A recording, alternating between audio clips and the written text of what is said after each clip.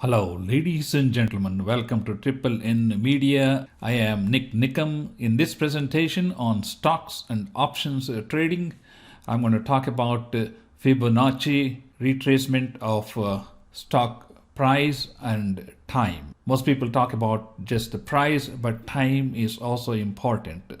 So let us begin. Fibonacci numbers are unique. Everything that happens in nature, whether it's a plant curves or building curves or things happening repetition, they have a certain cycle length, like our seasons, your summer, winter, fall, same way.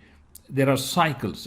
The Fibonacci numbers kind of explain how things develop. For if you take like a shell, the curve of the shell is determined by the Fibonacci numbers. But from a stock trading point of view, we are interested in certain numbers like 38.2 or 34, 50%, 62%, things like that. So let us take an example. Let us say a stock had a movement with a change in the trend. Now we have a new trend going from here all the way to the top. That is from $15 to $31. And this is followed by a correction. The correction has multiple waves. If you follow Elliott waves, they talk about the A, B, C. It could be zigzag or it could be like coming all the way down. When we see the correction, we need to understand two factors. Number one, the amount of correction compared to the impulse wave. Number two, the duration of the correction. So let me start off with the duration. If you think this is the correction, this is not the end of the correction for this amplitude of change in price. So the duration from here to here is much shorter than this wave. Generally speaking, the duration of the correction is longer than the time taken for the impulse wave. That's number one criteria. Number two criteria, as I said, the corrections are always in the form of three waves like A, B, C.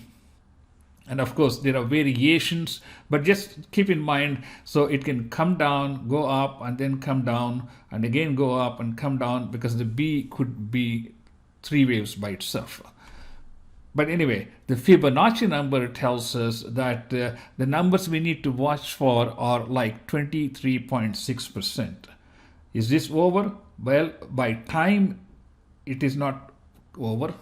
By amplitude, it still has a place for downward drift. So it went all the way up to 38.2%. And again, the duration of this correction is not equal to the duration of the impulse wave. So that is not correct. So this is where it came down up to 50%.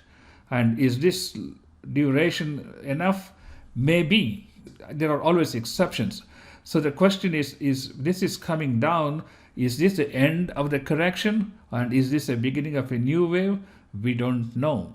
Most of the time, the stock prices are sort of after the fact. After it is established, then we can say, okay, the trend ended here. But there are other things that we can add, technical indicators, to give us an idea if these stocks have been oversold by looking at Bollinger Bands, trend lines, stochastics, things like that. Okay, let's move on. And here is a very good example of a new impulse that started here and went all the way to point B. And here we see a correction, A, B, C, and C. So the correction was almost like 78% of the impulse wave. Generally, it ranges between 38 and 50%. And it's not uncommon for it to go to 62%. But if there's a long protracted downward trend and you get a new wave starting in a positive direction, it can trace up to 89%. So you have to be cognizant of the fact two things. One, these reference points And number two, the duration also. If you see, the duration of the correction is much longer than the time it took for the impulse. So those are two things. And here the correction is almost like 78%, which is not uncommon. But if there's a lot of positive momentum in the market, like we have seen since last March, then the corrections may be much shorter or much less compared to other situations. And here is an example of an upward retracement. The stock goes up, it makes a correction to 38%, then it resumes its upward trend and continues. Here is a 50% correction, and here is a 62% correction.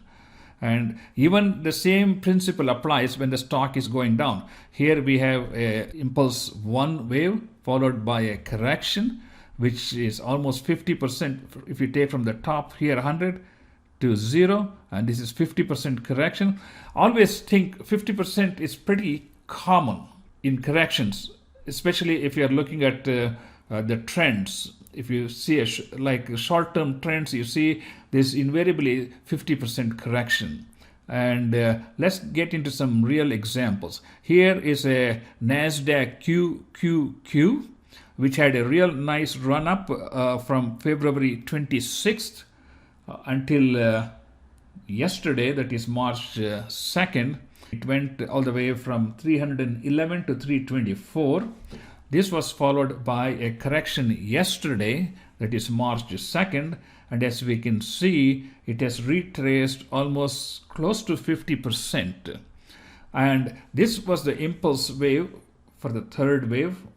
And as you can see, it has taken about the same length of time for it to go down, but it has gone down only 50% of the movement by the impulse wave. So this is how you kind of track this. Number one, the percentage of decrease in the stock price, and also keep track of the time. Because if you come here and say, okay, oh, this is 38%, the correction is over, probably it is not over, because the time is also important. If it takes this long for it to go, you have to think it may take about the same time for it to reach its target point. And I follow some other parameters when I'm following the Fibonacci numbers. I also follow the Bollinger Bands, so it has pierced through the Bollinger Bands, and at 15-minute intervals, the slow stochastic is all the way at the bottom. So given these things, it tells me that maybe it has reached the end of the correction. And let's see, here's another example, which is looking at the same thing. That is TQQ, which is triple the time, 3 times the QQQ. And let me get into a real chart here, and I'll show you. And here's the real chart. I just looked at the correction on the first impulse we had, which was going all the way from like 311 to 319. That's like $8 impulse. And this was followed by almost a 61.8% correction. See what I mean?